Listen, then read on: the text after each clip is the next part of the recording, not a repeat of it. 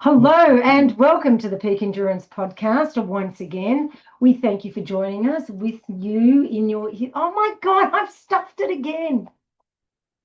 Do you know why? It's because the speaker went funny. Yeah. Right at the last minute. And it for some reason, when I go to Zoom, it goes on my funky speaker. And sorry, this is Isabel, and with me is Ron. Yes, it is. And the computer was just turning on and off and doing freaky things. So I'm worried it's going to do it in the podcast. We're just hoping that we actually get all the way through the podcast without the computer shutting off. Yes, so fingers and toes crossed. Yes. Anyway. But it's all right because if something happens, we'll edit the video, we'll edit the podcast, make it seamless. Yeah. So we'll cobble all the bits together. No, we'll just stuff it and there'll be no podcast. Yes. So welcome to the Peak Endurance Podcast in all its glory. Yes. With all the technical issues, and luckily we've got a whole recording team with us to help solve these issues. We'll get the editing team on the job. Oh, well, I wish I had a technical team just to sort the computer and the speaker. I don't know why. Every time I use Zoom, it goes to the shitty screen speaker, which is terrible. It sounds like I'm talking to someone down the end of a tunnel. Yeah. Or they're down the other end, whatever. Anyway, so how are you, Ron? Yes, it's been a good week of training. All week of training, thankfully. We've actually had a good week, haven't we? A little while since I've had a full week of training. After races where I've had DOMs and haven't, been able to, turn up on Monday and run. Yeah. Actually got out there this Monday, and while it wasn't pretty, I actually got it done. Well, we had a rest day Sunday, so yeah. We did. So what did we do last weekend? We did the Welcome Stranger Rogaine. Rogaine, yes. Oh my God. So we're still new to it, and we're still learning. Which is you're preempting the fact that we were shit. Our performance wasn't great. We may have misread the map a little bit, and oh my God, it was. And things were so much better than. I mean, the map was huge. Like, what size would you say that piece of paper was? A1, I think it's called. It was huge, humongous. We see a woman walking with it, and we're like, "That be the map? Be that big?" It was that big. But not only was the map big, the distance ratio was smaller. So we'd never used that distance ratio. The distances were further than what the maps that we had used before, and the map was bigger. So it was a double whammy. We completely misjudged it. We planned what we were going to do for 12 hours, even though it's a 15-hour game. And I reckon it would have taken us 20 hours at least to do it. We were way off on our estimation. We did a half, if not, we did about a half, and that took us 10.5 hours. Yeah, and we covered 40 kilometers. 48. Oh, that's right. Yeah, it was nearly 50. 48. 48. So we covered nearly 50 k's. So if we had have done what we actually predicted, we probably would have done close to 80 k's. I reckon, maybe even 90. Maybe 90. Yeah. So, although it would have slowed down, but if we'd done it all, I reckon 80 to 90 k's. So like that. Once again. We'll put it down by our inexpertise. We'll put it down to a learning curve. One day we'll nail it. One day. I dyed it though, and it was terrible without my proper glasses. Pulling those cheap chemist glasses in at night, they were getting wonky and greasy finger marks all over them, shitting me up the wall. Nighttime, they weren't very good because they weren't really that strong. I couldn't see the map properly. It was a debacle with that. It was. So all in all, it was a great day. And a few of the night ones, we actually nailed. Yes. And we were just using compass because it was quite flat. You couldn't tell the landmarks. There was no. There was no discernible features of the land. Like when it said that it was on a knoll, it was the lowest, most indistinct knoll you could ever imagine. And then they'd say gully, and you're like, I can't tell if it's a knoll or a gully. Quite frankly, it's so flat. It was extremely flat. So we couldn't, we just relied on the compass. You couldn't use the features, the land features as any. So we didn't actually test the speaker. So we set the compass and off we went. Yes, we did try to follow some of the tracks in the early stages while it was still light. And that was crazy. That was terrible because so many of the tracks that were there weren't on the map, and many of them tracks that were on the map weren't actually there. Yeah. So it was terrible.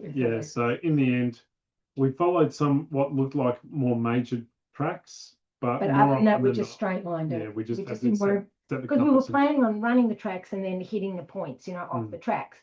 But it was just impossible. Yeah. Although, to be fair, although we did badly, we didn't do as badly as a bunch of girls. Yes. Yes. They were That was terrible. yeah. We're in the middle of nowhere, obviously, because we're on a road game, and we're on this track, And it just gotten dark. Yeah, it was quite dark, and these girls, we could just hear these girls all kind of yelling at each other, and then they stormed off into the bush, and we're like, what the fuck are they doing? There is no control in that area. And so we went off and we found the nearest control to Which where we were. They were trying to get, but that was like Then complete we came opposite back. direction. Yeah, but we came back to that point because we were just doing that and back, and they were still yelling at each other around that same area, and we're like, there's no controls in there. What are they doing? And that's what I said to you, too many cooks spoiled the broth. They were all experts, clearly, because they're all no, go, and they're just storming off. And I mean, maybe they weren't going for the control we were going for, but there was no other control within Kuwait. Yeah, that was like so far away from anything. Yeah, it was quite hilarious. It made my night. Like, that was so funny. These girls screaming and yelling at it. Not angry. I don't know if they were angry. I just think they were communicating. I don't think they were angry. I think they were just communicating. And it was just like, oh my God, just girls, come on. But we weren't close enough to them to say, hey, what are you doing? Yeah, and I kind of, because it was head torches, like we could see their head torches. We could hear their voices for a mile away. Yeah. But yeah, quite hilarious. So yeah. At least we didn't do that bad, we did Ron. Because and we actually, we always agree generally, don't we? Yeah. On whatever we're doing. And occasionally we got the readings wrong. And if we don't, then we go, well, hang on a minute, let's redo it and see who was closer. Yeah, that's right. And generally it's like, oh, that's what, one of us will say, oh, that's what we did wrong. Yeah. And we'll come to the same conclusion. Yeah. So yeah, and there was a time, Donnelly, that we went through, and we were hoping to get through in time for the IGA to be open. They said on the map it said there's an IGA. There was no IGA. No, that was and I thought it shut at 7. I'm sure it said it shut at 7. We got there before 7, and the supermarket that was there, the Friendly Grocer, was not open. Looked like it hadn't been open all day. Perhaps. One of the guys hanging around outside the pub suggested we go and get a beer. And they insisted that the last group of people that went through had stopped for a beer. And we're like, I wasn't convinced. No, I wasn't convinced. Although God knows, we could have done with we one. Probably could have, yeah. But we went to the Fish and Chop shop, which was actually rather cool and groovy and sold, It sold tacos and everything. It was very cool. And obviously there was we're not going to wait for fish and chips. We didn't stop. So we got a bag of burger rings, and I haven't eaten them I can't even remember them, probably since high school. And God, they were good. Yeah, and we kind of wasted them by pouring them. I know. I think I turned my hand over to look at my compass at one stage and help the burger rings out. I was not happy, Jan, because I was really enjoying them, because that was dinner. That was dinner, yeah. Yes. Then the ham sandwiches had started to lose their luster. Oh God, it's funny because the first road game we did when I was sick as a dog, the ham sandwich. Oh my God, it was like a Michelin star sandwich. This time it was shit. There was no caviar in it this time. The crust was dry, and I'm like, this is fucking horrible. I didn't even eat the second one because it was like trying to choke down sand. Yes, but anyway, but as usual, as once again, I drank a lot of water. So because I was like, I have to go to Tyne to get water because you're out there on your own. And yes, they've got water at the water points, but that's tap water. Yes. And Isabel, the water princess, does not drink tap water. It tastes foul, and it actually gives me stomach cramps. I'll say stomach cramps, but we all know what I mean. Yes. Okay. Speaking of stomach cramps, there was in the boxes where the water points were, there were chocolate frogs. Yes, that's a Freddo's. Yeah, so the first one I grabbed a Freddo, and I was like, oh, that was so yummy, and I scoffed it down. And the next one we got to, I said to Ron, is there more Freddos? And he went, yeah. And I said, oh, and there's even a caramello. So I grabbed a plain one and a caramello, scoffed them down. 10 minutes later, I was running for the bushes. Luckily, there were lots of toilets around. Yes. Oh, my God. They went straight through me. It was terrible. Oh, see, and this is the problem. Like, just I might want food and love it, and it's yummy, but my body hates it. I mean, for the love of God, we had dinner last night, and I had to go running for the bathroom because we put cheese on it. How dare us? I know, and I love cheese, but my body hates Cheese cheese. doesn't. Oh no, cheese does not love me. No dairy products do, but occasionally I like to tempt fate because it is delicious. Yeah. But So so the washout is that we were out there for about 11 hours, I think. 10 and a half. Yeah. And a lot of people, because it was what they called a roving 15-hour, we actually could have gone out like the next morning. Because you dibber in, yeah, and then you can go out again. And because it went from 12 o'clock from 12 o'clock noon till 12 o'clock noon the next day. And most people would want to sleep. We just didn't. I didn't realize it was a roving one. Yeah. B, I didn't know what that would mean. Yeah. And C, to me, you don't need sleep for bloody 15 hours. Yeah. Like, you can do without, like, seriously. Anyway. But having said that, you find more quicker in the daylight. True. More effective. More efficient, yeah. More efficient. If that's what you're there to do, yes, then it's more efficient to do that. But we weren't there to do that because we were like, fuck no. When we saw a couple, we came in with them and they went out again in the morning in the same clothes. And I'm like, oh, imagine having to put those clothes back on. Oh. Yeah, so while everyone else was getting up in the morning, going back out there, we sat there drinking our coffee and watching them. Okay, fuck that shit. So yeah, we packed the car up and left. We probably left by about 8:30. Something like that. Yeah, because we had to get to the Donnelly's Bakery and get all the cakes. Yeah. Which we got and had for dessert that night. I had for dessert that night. I had some of them, but they were all cream, which as much as I love, we all know what dairy does to this body, and I have to be careful. So we diligently, for dessert, cut. We had 3 different things because we couldn't decide, and they all looked yummy. The vanilla slice, my favorite. An apple turnover and some kind of creamy cheesecake tart, which I thought sounded nice because you love cheesecake, but it was kind of like a lemony, and it was just weird. It was weird. Yeah, it was weird. But anyway. So we diligently cut everything in half so that we would divide it down the line. Isabel ate half the vanilla slice because that's her favourite, and then only took bites out of the other 2. So I had to eat the rest of them. Oh yeah, it was such a hardship for you. I mean, they were nice enough, but it was like they weren't that nice that I want to tempt fate with them. Yeah. Like I'd already had an episode the day before, so yes, my poor stomach. Like, I don't even have to be racing, as evidenced by dinner last night, for me to get gastric distress, which is really frustrating. Which is why, in spite of like, I'm a sports nutritionist and I can write plans for people and I know all the correct things to do, but because of my stomach, which is very, and as I've always said, I have been since a child. I was seeing dietitians and that as a child, like primary school. I'm talking. I just can't cope with certain foods. Like it just doesn't matter whether I'm racing or not. So sadly, it's really frustrating. Yeah. But anyway, enough of my issues. Anyway, this week, in spite of the last few months, and we were talking about it because all the things we've been doing, and what I actually realised was the week before Wonderfuls is I'd had a procedure, and I remember after it I felt shit for a week, well, right until Wonderfuls, because the anesthetic really affected me badly. And I remember the last time I had surgery, which was just after I did Coast to Cozzy, I was out of action for quite a while because it affected me so badly. So I just think the anesthetic doesn't affect me well. So who knows if it's been that the whole time. Yeah. I mean, yes, I've been sick as well, but I've been feeling like super. That's why I couldn't explain it. But I reckon maybe it was just from that, just like when I had the surgery, because that's how I have been feeling lately, is how I felt after the surgery, but for longer after the surgery. So I think it's the anesthetic and my body doesn't love it, because this week I've been feeling awesome. Really awesome. And I even put a post on socials about it. You may have seen it. Not you, because I know you wouldn't have.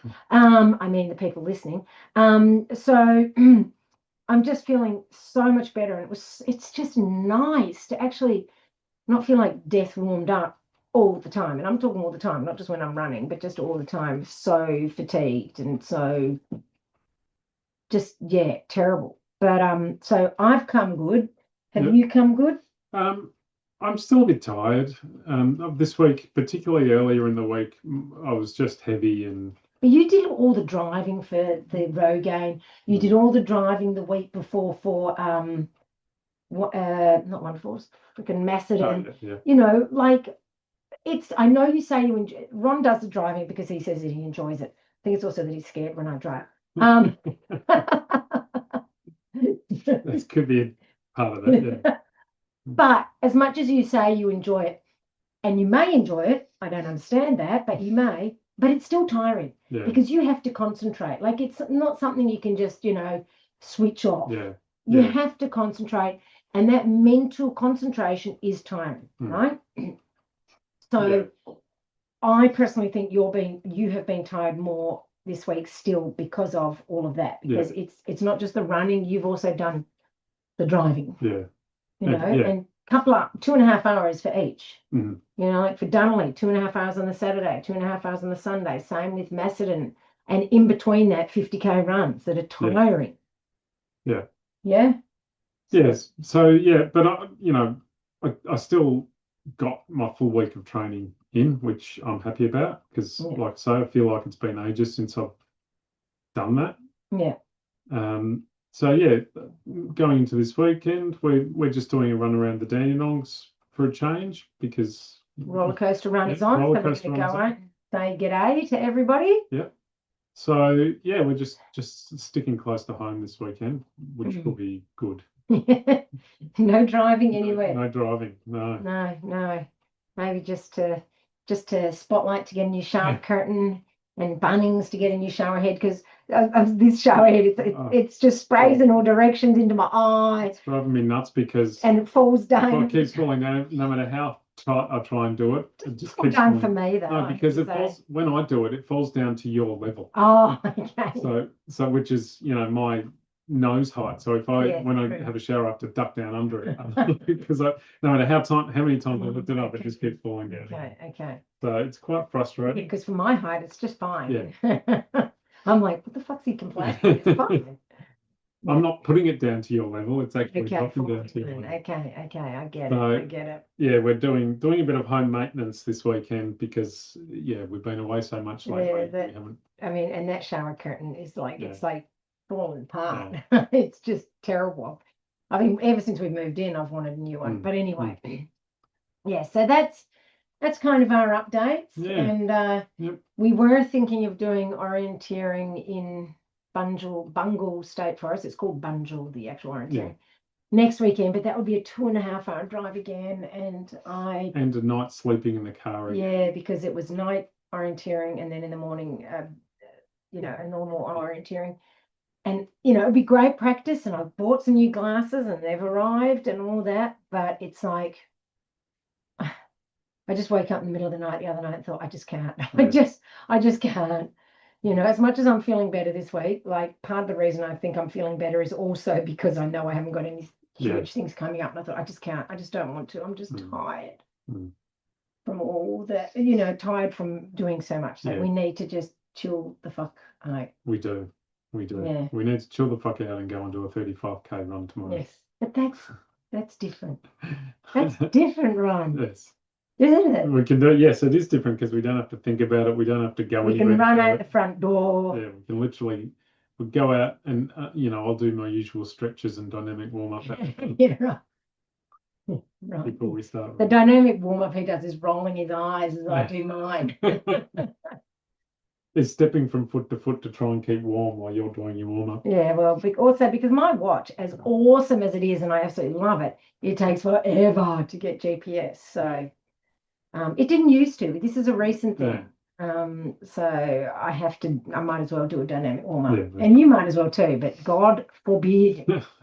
God forbid. Anyway, what are we talking about today? So today we're talking about VO2 max versus lactate threshold and how that relates to trail running and what really matters for trail running and ultra running. Yeah, so we're going to get a little bit nerdy, but in a very practical way for all of you. So, you'll hear people throw those terms around like badges on them. My VO2 max is this, or I've hit this lactate threshold pace, although people don't generally know that one so much. And people are basing their VO2 on their Garmin watch. Like seriously, when I did, all right, why can I not remember Macedon? When I did Macedon, it dropped at 3. Yeah. So I don't think I got less fit just from doing a 50K race, like, you know. So yeah, to really test VO2, you've got to go into a lab. Anyway, the sexy lab metrics aren't always the ones that translate into real world performance. Like we've said, you don't go to a race and the race director goes, all right, everyone show me your watches. Who's got the highest VO2? Oh, there you go. You're the winner. You know, they don't do that because the person with the highest VO2 does not necessarily win. Lactate threshold for these long races is much more important because it's whoever can get to that pace and hold that the longest who will actually end up winning. Anyway, and even then they might not if their mindset's shit. Yeah, that's right. You know, so there's so many variables in trail and ultra running that really VO2. Yeah, anyway, we'll get into it. We'll get into it. We will. All right. So what exactly is VO2 max? Well, it's your oxygen ceiling. So VO2 max is the maximum amount of oxygen your body can use during exercise, during running. Think of it as your engine size. It's influenced by genetics, by the altitude. That's why, you know, like Killian, because he always lived at altitude. Yeah. So yes, he's got good genetics, but he's also lived at altitude. Same with, say, the Kenyans, you know. And your age, obviously, it does decrease as you get older, sadly. You can improve it, but it's kind of like capped. And some people just do have enormous, like I remember Cadell Evans had a really enormous, we always said that he had an enormous engine, and eventually he did get tested and it was true. Yeah. Anyway, high VO2 max means great potential, but it doesn't guarantee ultra success or any running success. Lots of athletes with monster VO2 max values have crumbled in 100 milers or 100Ks or even, you know, a marathon if they don't do, you know, the right sort of training. Yeah. So would you say a good VO2 max would help you out more in like a 5K, 10K? Yeah, it's definitely for shorter distances. Yeah. But even then, once again, like if you're in a 5K and you're the kind of person that can't handle the pain, and every time it gets painful, you pull it back a little bit. Doesn't matter what your VO2 is. So because using your VO2 max means running at a high painful rate, and it will get painful. You know. Oh, yeah. Being able to run at your limit doesn't mean it's not going to be painful. No, and to be honest, for 5K, you're not running at your VO2 max for the 5K. Like it's generally about 3 minutes, you know. That's why we give 3-minute VO2 max workouts. But, you know, it means you can push harder, which means you can go faster at 5K and that sort of stuff. So it's training your VO2 max is more beneficial for the shorter distances. But and it's still important for ultras, which we'll get into. But the person with the highest VO2 max is not gonna win. And to be honest, from what I understand, like what's her name? The English marathon lady. God, Paula Radcliffe. Yeah. She as she got faster and faster in the marathon, her VO2 max did not change. So she wasn't improving her VO2 max to get faster. She was getting stronger. She was getting better at pacing. She was getting a higher lactate threshold. She was doing all these other things. I mean, yes, she did have a good VO2 max. Her VO2 max would have been good. Yes, to start with. Yeah, but it didn't go any higher, and yet she kept getting faster. Yeah. So something else was changing, right? Sorry, I just wanted to scroll down a little bit on our notes. So anyway, lactate threshold. This is the intensity at which lactate starts to accumulate faster than your body can clear it. Now, lactate is not the enemy. It's not the thing that causes the acidosis pain. Like, you know, it's not, you know, people always would say, oh, there's lactate in my legs. That's not true. Anyway, it's where comfort turns to suffering. So that's why people associate it with that. The higher your lactate threshold as a percentage of VO2 max means the faster you can run comfortably. And when I say comfortably, I mean comfortably uncomfortable. That's what I like to call the lactate threshold level, because most of us can't go out and test it. Is it's comfortably uncomfortable. So it's uncomfortable, but you can handle it. Like it's like, oh yeah, it's uncomfortable, but that's okay. Yeah. You know, it's not flat out painful like working on your VO2 is. Okay.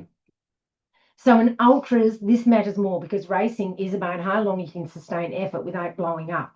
It's like what I like to call stamina or capacity, perhaps, as well. Yeah. So being able to run at that level where you're comfortably uncomfortable. You're comfortably uncomfortable for long periods of time before your body starts to break down. Yeah, like you can hold it without it going, your body, going, crap, we can't do this. Yeah. And of course, to be able to continue doing that pace, you need to be eating as well. So, you can't just hold that kind of pace without having carbs. But that's a whole other podcast. Yeah. So, the ultra reality check, Ron. So ultras aren't run at VO2 max. They're often well below threshold pace. Yeah, generally they're even below that. You'll start to feel that it will build during an ultra. It might start off comfortable, which is why many people go out too fast. Yeah. But then it becomes comfortably uncomfortable, and then it just becomes flat out uncomfortable. And I guess, and that's what athletes call the wall. Yeah, but that's the wall is also lack of fueling. Right. Yeah.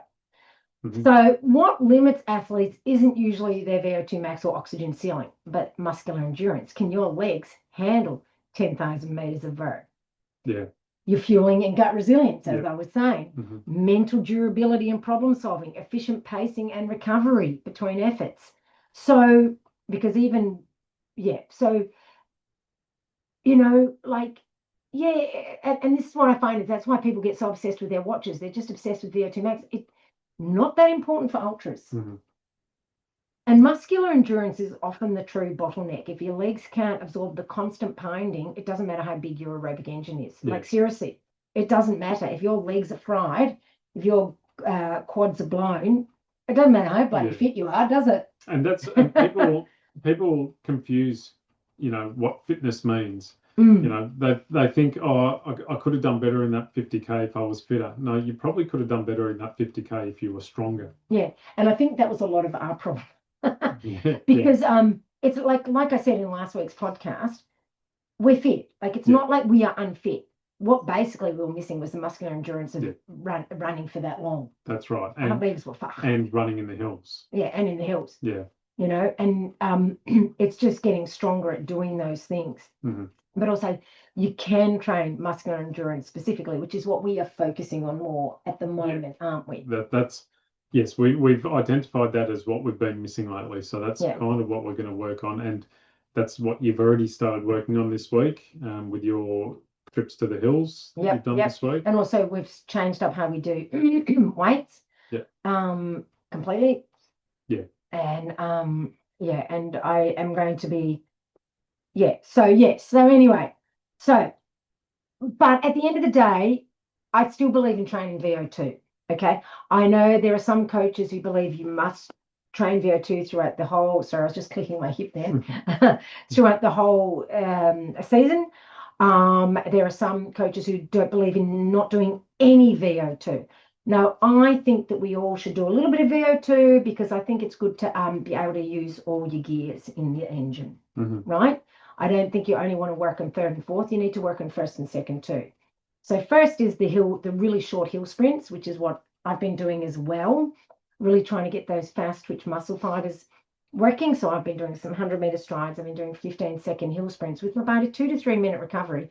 And with these hill sprints, I've been doing sprints, high knee skipping, and binding. And it's quite embarrassing. I'm doing this high knee skipping because I do it on the bitumen part of the road with cars driving past me, and they must be like, what the fuck is that girl doing? She looks like an idiot. But you know what? I don't care. And then I'm binding, which to me looks like binding, but to them probably looks like she keeps tripping over. What is something. Because it's not exactly fast, because Piggy Hill, which is where I do it, is really steep. Yeah. Word to people who don't live in our area, Piggy Hill is called Piggy Hill because it was the road that led down to the pig farm, wasn't it? Many moons ago. Was, back before this area was developed into a housing area, it was farmland, and that down the bottom there was where the abattoir was. Oh, with the abattoir. Yeah. Oh, I thought it was a farm. No, it wasn't a farm, it was an abattoir. Poor piggies. So becoming bacon for us. Yeah, so that hill vegan. is known as Piggy Hill. Yes.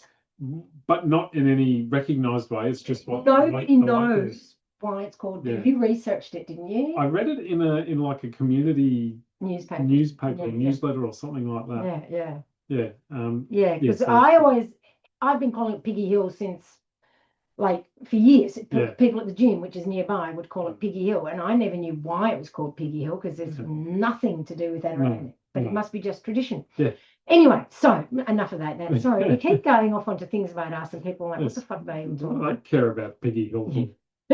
I just always find it interesting where names of things come from. Like, Yeah. I like the names of, like, when we were doing the Rogaine, there was Painkiller Track and all these interesting names. I'm like, how did they come up? Swiss's Track. Like, is that where the Swiss people lived? But they didn't say the Swiss, they did the Swiss. I don't know. I just find it super interesting. Anyway, sorry. So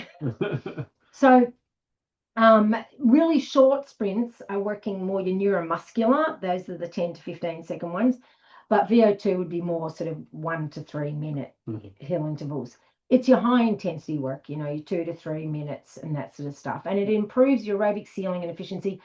It also improves your ability to handle pain. That's my belief. So that's why I also include it, because it's good for mental resilience and developing mental grit. It also, I personally believe, it helps you with your running efficiency, like being able to run fast. So I get my athletes to do it, and I do it myself. I was going to say you do, but that was a long time ago. It is good to do for many reasons other than VO2, right? So, but essentially for ultra athletes, it's a seasoning. It's not the main dish. But it's just good because, you know, you might be in a race and it's a single track and it's a little hill and you want to sprint to get around somebody, right? Okay, those sorts of things. You want to be able to engage all gears. You know, you sprint to the finish line. Yeah, that's right. After walking for the last 30 Ks. When you see that person up ahead who looks like they're celebrating just a little bit too much, want to knock them off their perch. That's right. Geez, and you say I'm the competitive one. Normally, it's when you and I are running towards the finish line and you decide at the last you just want to knock me off my perch. That's right. Don't. And Massett and I stopped and waited for you. You did. The guy who was the volunteer was going, just sprint off and let him. Yeah, he was marshalling the last road crossing. And I'm like, no, I couldn't do that. All right. So, but for training your lactate threshold, that's where you do tempo runs, cruise intervals, which is like 1 to 2K intervals with short recoveries, long sustained efforts uphill. This teaches your body to clear lactate better and sustain harder paces. I also think it's good for teaching your mind to hold a comfortably uncomfortable pace. And this is the one that translates directly into racing smarter, which is why with our programs, we go from least specific, VO2 and all those sorts of things, to most specific. We go VO2, tempo sort of stuff, and then we go into steady state runs, which are the most like racing. So the sustained effort level, like we said at the start, that race effort level is a bit below your lactate threshold. So we've done some lactate threshold, then we go to that effort level that is actually racing effort. And we sprinkle in some tempo as well, but we stick to more that race effort style, and for long, right? And sometimes 3 times a week rather than just twice for quality work, because it's less you know, high intensity, it's less hard on the body. And that is also where when you're doing, you know, marathon pace and then finishing strong. Yeah, like a fast finish. Yeah, fast finish marathon pace. Yeah. But then also you should work on muscular endurance. So that's that comes from back-to-back runs, you know, like running on tired legs. Also, what I've been doing, like we've got this climb, Bellevue, and it is 3.5 Ks from the bottom gate to the very tippy top, or 3.4 to be exact, but let's say 3.5. And I put on a 4-kilo pack today. It wasn't a weight pack. It was just my normal pack with a couple of drink bladders in it. A 2.5 litre one and a 1.5 litre one. Why is that? So that I had extra weight on my legs to make it harder. And then Yes, but why water? Oh, we'll get to that. Yes. I'll get to it. Sorry. Okay. So I ran up most of it. Some of it I had to hike. There are steeper sections because my legs were just, oh my God, they were getting so heavy and sore. And what you're trying to achieve is that burning feeling in your legs, right? That's what you're trying to get. That's building muscular endurance. And can I say mental endurance?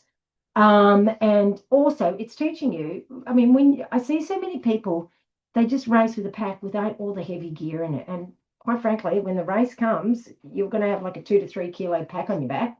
Yeah. So anyway, when I got to the top, I took the 1.5 litre bladder out and I emptied it, poured all that water, because I did not want that on my knees as I was running down the hills, which is why I didn't wear a weighted vest. Yeah. And with the 2.5 litre, I just poured out approximately half a litre. So it still had 2 litres in it, because whenever you're in a race, you're going to have about 2 kilos of shit in your bag. So I want my body to get used to that, or still be used to it. I didn't want to go. My original plan was to pour it all out and run down light and free. And then as I was doing it, I was thinking, well, no, because in a race, I would always have something on my back, and I need my knees to get used to that too. So yeah, that's why I used water, so I could pour it out, and it was really good. And oh my God, running downhill, I was like, woo, free as a bird. You even did a few pirouettes. Yeah, I did a couple of heel clickers. It was awesome. And next week I'm going to do 5 kilos, simply because it was 4 kilos all on my back, and it was really heavy on my back. So I'm going to put another couple of bottles at the front to even it out, because man, my shoulders were pretty sore. Yeah. You want to try and even out the weight as much as possible. Yeah. So and so this isn't glamorous. I can tell you right now, that was not a pretty picture. Me running up that hill. It wasn't fast. I mean, I beat walkers up there, but it wasn't fast running with that weight on me. And that's not what I was going for. I was going for muscular endurance. Yeah. So, but this is the thing that's a limiter in most ultras, and a lot of people won't train it because it's not glamorous. That's right. We speak about it regularly, how, when you are towards the end of a race and you start cramping, not because you're low in salts, as most people think. It's because you haven't trained your muscles enough.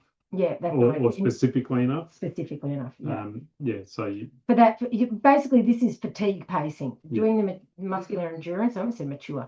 Muscular endurance is fatigue pacing. So we're trying to train our legs to keep going when they're tired, right? And to build that out when they get to that stage, to push it further out. Yeah, that's what we're trying to do.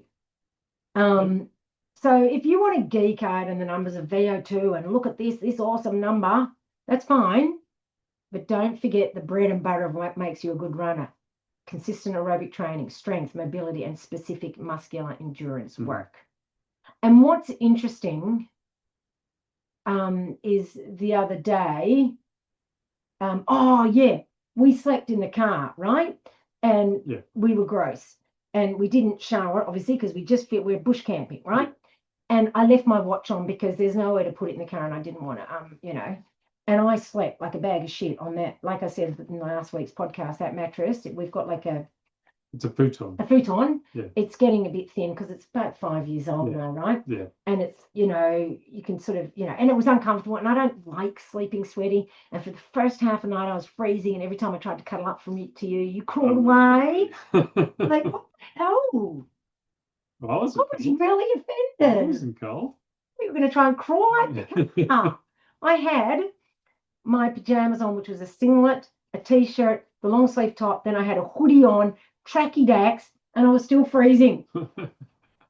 Yes, I wasn't that cold. No, but you normally say, you don't hug enough. And then when I was trying to hug you. I've trained myself to not touch you in the night, because you don't like to be touched in the night. So I've trained myself not to touch you. Yeah, but this time I did. Yeah, but how would I know? So my go-to is instantly to move away from you, in case, so I don't touch you and disturb you. Anyway, I had a shit night's sleep, really. So I was squashed up against the side of the car trying to get away from you, and you were lying down the middle of the car. And eventually I warmed up, but then I just had terrible, weird-ass dreams. It was horrible, and I just felt gross all night. Anyway, because I had my watch on, it gave me my sleep data. And it said, you're fully recovered after that excellent night's sleep. And I'm like, what drugs are you on, Garmin? Because that was terrible. That was awful. I felt like crap. And yet, this is what I keep talking about. Your watch is not the font of all knowledge. It was telling me And I've had athletes come to me and say, maybe I shouldn't train today because my watch said blah, blah, blah, blah. And I say, but how do you feel? Because I'm telling you now, that watch said I felt good and that I should go for a run. And I know that I did not feel good. I felt exhausted. I felt terrible. And the last thing I wanted to do was run, which I did not run because I listened to Isabel, not Garmin. Yeah. And so, you know, like I said, geek out and numbers, fine, but they're not the be all and end all. A VO₂, saying you've got a high VO₂, means diddly in the scheme of things. It tells you what you might be capable of. Maybe. You still, because we don't even know how accurate that current is. You know, it's the same thing. You know, potential doesn't mean ability. Yeah, that's right. I'm sure there's a lot of potential or couch potatoes out there who have a high VO₂ if they actually did anything. Yeah. Like we would never know. Yeah. You know, so yes. So just do the work. Yeah.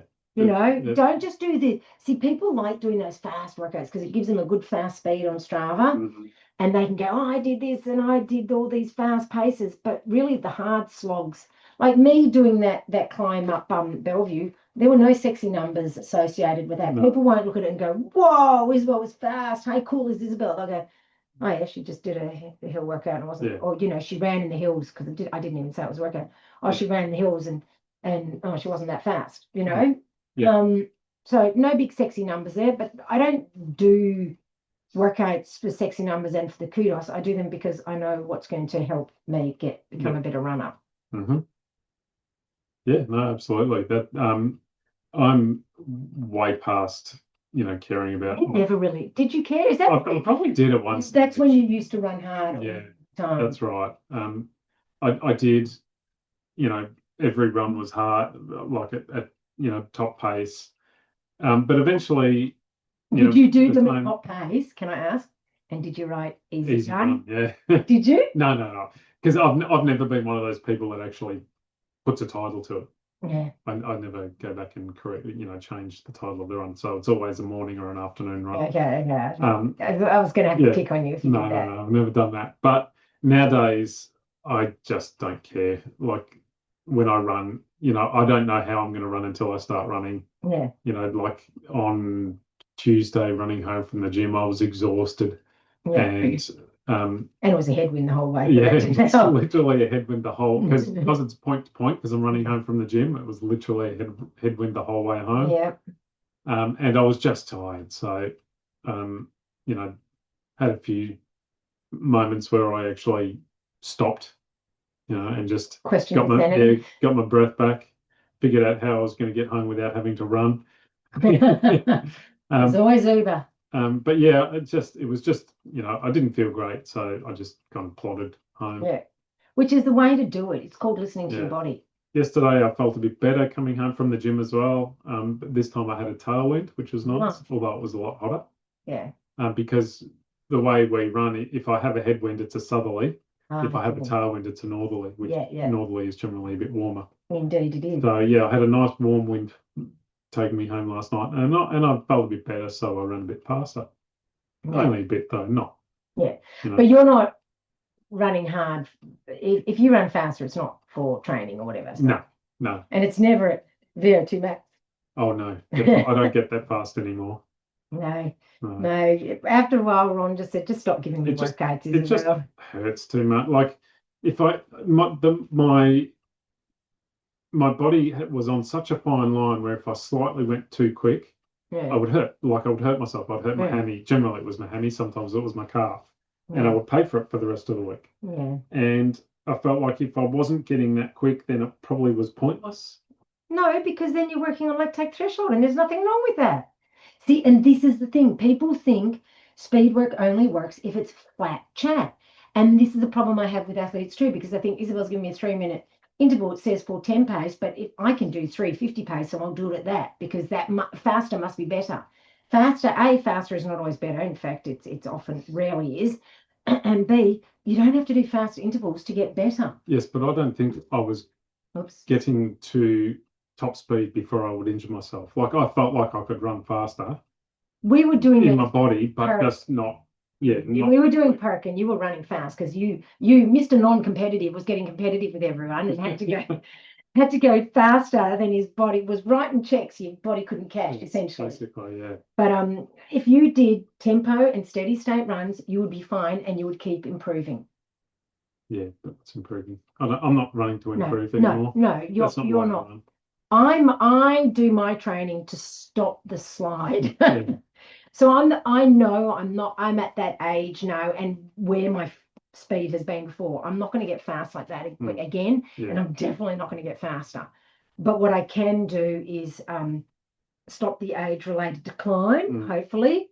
And everyone's like, "Oh, you're not that old." I'm 55. Like it's getting on. 5 years from 60, 50, 15 years from 70. Yeah. You know, so I am getting older. I get a bit frustrated when people say to me, "Oh, but you're only as old as it's only a number." It's a number that has an effect. Let me assure you. Yeah. So, that's right. Working on steady state and all that, I can do that now because, of course, with my body being a bit older, the really fast stuff also is more likely to injure me too. And that's why a lot of people, when they get older, stop doing short intervals. But that's why you can do instead 100-meter strides at not sprint level and the short hill sprints. They keep that speed, but they're less likely to injure you, like pretty unlikely to injure you, especially doing those hill sprints. And those hill sprints I'm talking about, doing the sprint, then the high knees, and then the binding, that comes from the New Zealand coach, who I've promptly forgotten his name. Oh my God, who was it? I've got a few of his books. I can see one there. Just talk, Ron. Just talk. My running nowadays, I just run because I like to run. I don't run. Lydian. Sorry. That's the one. Running to the top. That's Arthur Lydian's style with those hill sprints. Yep. Sorry, go on. So my running has changed focus for me over the years. Now I run to keep up with Isabel. I don't really run to, to improve or to, run it at my top speed. I'm just happy to get out there and run. So my training is all about maintenance and, being able to maintain that healthy lifestyle more than, and to continue to be able to eat deep fried burgers. Yes. Yeah. Rather than continual improvement, I'm just working on continual now. Oh dear. And like coming home from the Rogaine, you got 2 pies for breakfast. I did, which you're a big air. Which was not my intention. I wanted something more healthy, like an egg and bacon roll. Yes. But they didn't have them. And he went, gosh darn it. I had to go back because they didn't have hot dogs either. So I had to go with dogs. Well, back in the day, I used to get a hot dog and a Big M. That was breakfast. From what day? Oh, back when I was 20. Where did you get a hot dog? 7-Eleven. No, the bakery around the corner. Hot dogs. The bakery around the corner from where I worked back when I was 20 had hot dogs. I never ate that kind of food at that age. I did. So I kind of reverted back to my 20s and bought, a couple of pies and a Big M, and regretted it pretty much. Well, but not as much as if I'd drunk it. Yes, no. Then I would have been regretting it a lot more. And then when we got home, I had breakfast when we got home for lunch. Oh, did you? Yes, I did. What did I end up having? I can't even remember because I had breakfast in the car. Yeah, no, you just had some meat in a wrap. A wrap. Yeah, I just wanted because I crave protein after big effort. Whereas I seem to crave carbs. You seem to crave junk. Like there's no correlation to running. No, you just crave junk in general. Yes. Yes. So that's where my running is at nowadays. Yes. So anyway, yes, have we got anything else to talk about? So at the end of the day, VO2 max and lactate threshold, they're tools. They're just tools. When I first started training, I didn't know what any of those were, right? I just ran to feel and I did what I thought was right. And it was mainly lactate threshold stuff. And I improved heaps doing that. Mm-hmm. Now that I think back, because I certainly don't have any records to look back on. Yeah. And I was winning races off of that sort of stuff. I would go, like, that's when I did the 30K at Maroondah Dam in the course record time of 2:50 at the time. That was off lactate threshold training. Mm-hmm. That was not off VO2 max training, I'm telling you now. So, but anyway, all of those things can guide your training zones, show you progress, and make you feel good when you see improvement. But in ultras, the real predictors of success are durability, problem solving, and the ability to suffer in the smart way and to pace. For the love of God, people, pace. Yeah. Do not keep heading out so fast. So next time someone brags about their VO2 max score on their watch, just smile, nod, and walk away. Because the runners who go the distance aren't the ones with the biggest numbers. They're the ones with the strongest legs, the steadiest heads with pacing, and the best preparation. Okay, and that's what is the difference between successful racers and people who don't achieve their goals in their races. Am I right or am I right? You are right. I am right. So if you want help building that kind of strength and endurance, the kind that lasts through the last climb of a 100-miler, that's exactly what we coach inside Peak Endurance Coaching's Ultra Performance Method. Yep. So just check out the website, peakendurancecoaching.com.au. Sign up for the newsletter because I always give out lots of interesting tidbits. You know, check us out because we're the best. You might just the learn best in the biz. You might just learn something. It's all scientifically backed training too. Yeah. Not It is scientifically backed 100%, but it's also from the trenches too. Yeah. Like we've been there, we've done that. So when it comes to the mental side of it, I have been deep in the trenches with the mental side of ultra running, and I have endured a lot, and I am good. I believe I'm really mentally strong for ultras, not necessarily for everything. Not but for life in general, just for ultras. I think I am, but I'm not. But I know how to deal with the mental hardship of ultra racing, and I can definitely help people with that. And I think it's one thing I've always been known for is being able to push myself even when I'm suffering. Yep. So, and that comes not necessarily, really doesn't come from fitness. That comes from what's up here. Absolutely. And I can definitely help people with that. When you've been out for 60 plus hours, your VO2 really isn't playing any part. Not even the lactate threshold at that point. It was so funny. I had these boys in this class going, "Oh, what's your longest run, miss?" And I said 291 kilometers. Now, how long did that take you? And I didn't realize my fatal mistake until after I said it. 67 hours. Oh, 67. And I'm like, oh yeah, isn't that funny? I still don't quite know what 67 means. It means something. It means something, which all the kids think are fucking hilarious. But at least it wasn't 69 hours. Yeah. So, I've been in gym class, people's where there's the scoreboard for basketball. And, I say to the boys, can you do the scoring? And then, we're playing and I look up and all the numbers on the scoreboard are 69, 69, 69. I'm like, seriously, boys? And they're like, hilarious. So, yes, but someone shoot us a message. Let us know what if you know what 6'7", I looked it up once, but I've forgotten it again already because it literally had that little impact. It really seems to be a thing. It clearly is a thing. Teenagers or kids. Teenagers. Yeah. So, Yeah, so I don't know what it meant, but I just laughed along with the boys, like the idiot who stands on the outside of a conversation going, ha ha ha ha. What? Or last 5 seconds too late. Yeah, or 5 seconds too long as well. Anyway. So yes, that was that. I hope you've learned something from today. The difference between VO2 max and lactate threshold, and what it means to know, as far as ultras. Yeah, and why they're important, and why also they're kind of not. Yeah. I mean, obviously they are important. Otherwise, we wouldn't bother training. But they're also not important. People get too obsessed with the numbers. They do. Yep. Yes. All right. So what are we talking about next week, Ron? We're talking about running next week. You see, as you can tell, I come up with all the ideas. And I've pre-prepared a few pods, but I've realised I've run out. Yes. And I would say to people, send us questions, but nobody sends us questions. No. Nobody sends us questions. And we need more than, I mean, maybe one person does, but we need more than one question. Yeah. So we might have to ask chatters, Yeah. what questions would ultra runners ask if they were to send us questions? If they could be bothered. Sending us questions.